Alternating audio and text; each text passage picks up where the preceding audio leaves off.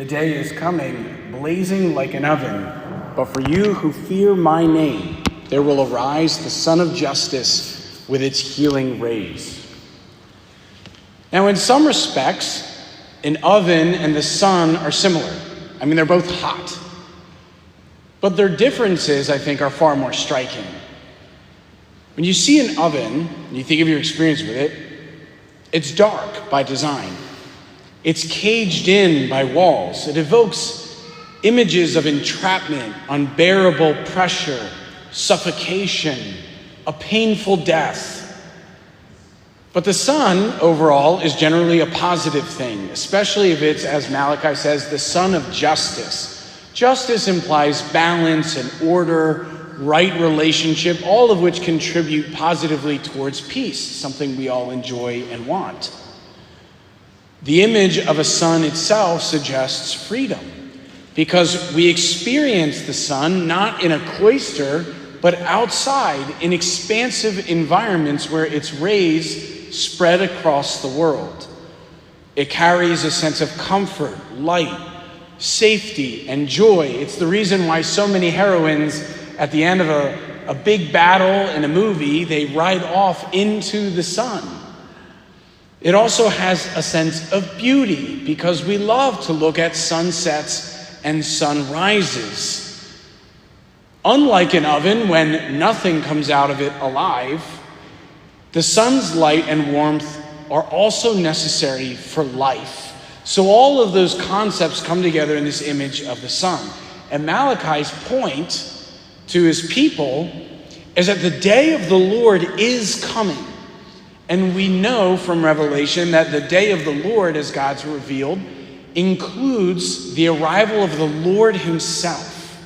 And this arrival is going to have an impact, but that impact is going to be experienced differently. For some, it's going to be very painful. For others, it's going to be a sense of incredible joy. But in either case, it's the same God. So why is there this difference in outcomes? You guys know that I have this terrible beast in the yard. Her name is Sky. She's this wild animal that's really there as a trick to get kids to come to Mass. Think about her experience for a minute. She lives in a world that she didn't create, under a rule of law that she didn't vote for, nor does she even fully comprehend. Some of the laws that govern her life are very visible, like the walls in the house that let her know this is the space you are to operate in, or the fence in the yard. Also, when we're out in the streets, the leash on her back.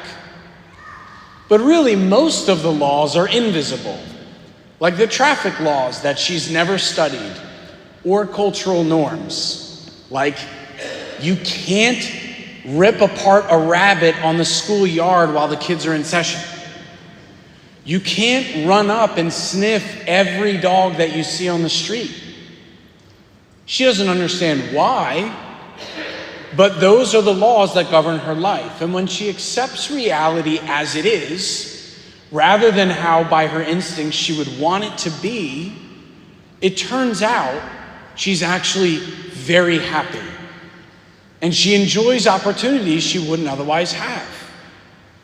She also gets amenities, like she has a house to live in, healthy food that's prepared for her daily, access to medical treatment, constant attention and love.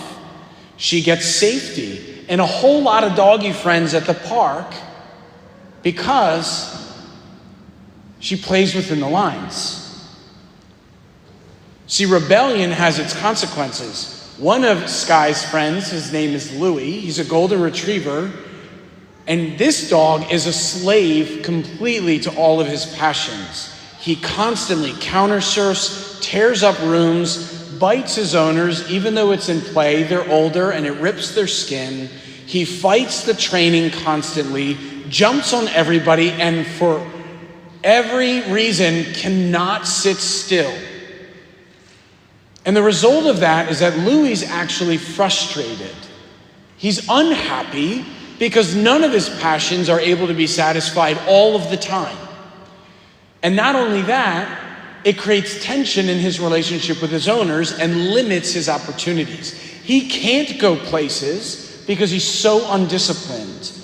And now he's at risk of losing his house, the pool that he gets to swim in, the people who love him, and the worst case is for him to end up in a system where if he's not adopted, he's going to get put down because he's impossible as a dog.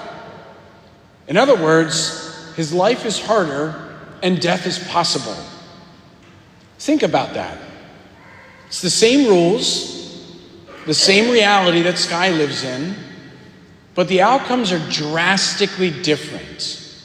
Where does the difference lie?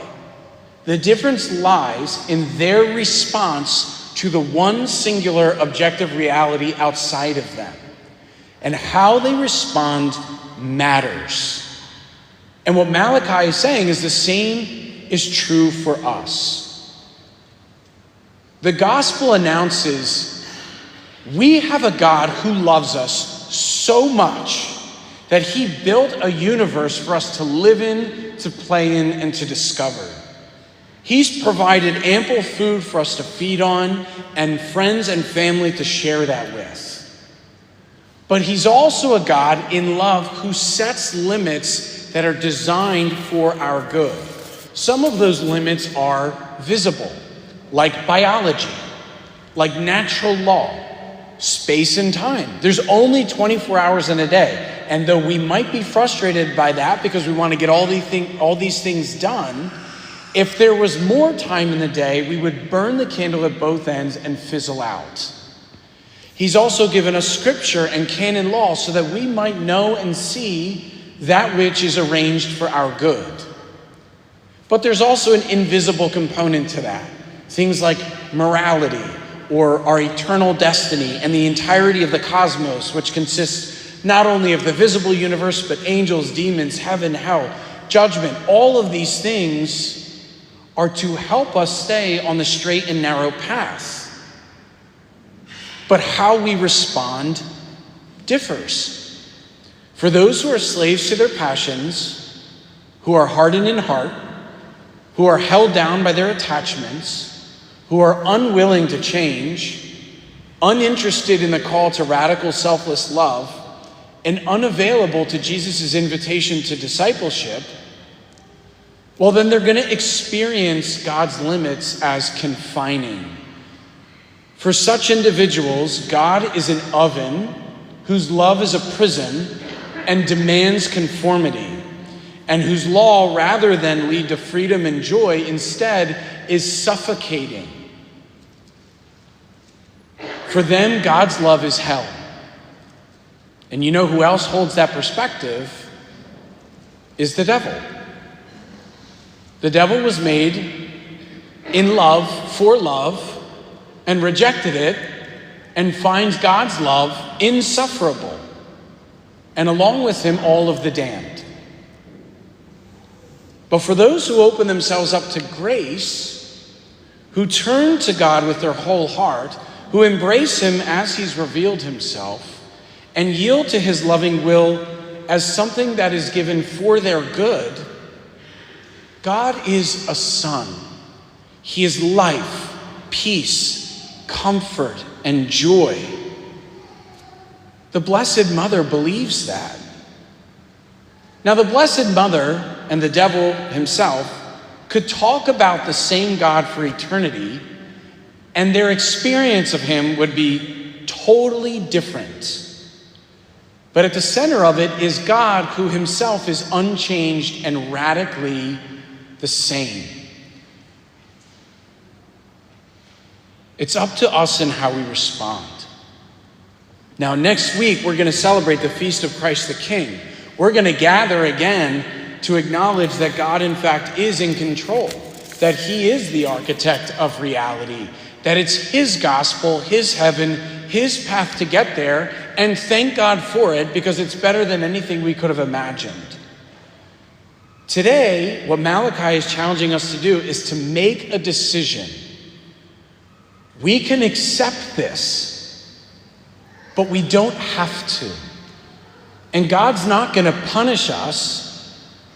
The results of our own choices will bear their own fruit or their own pain.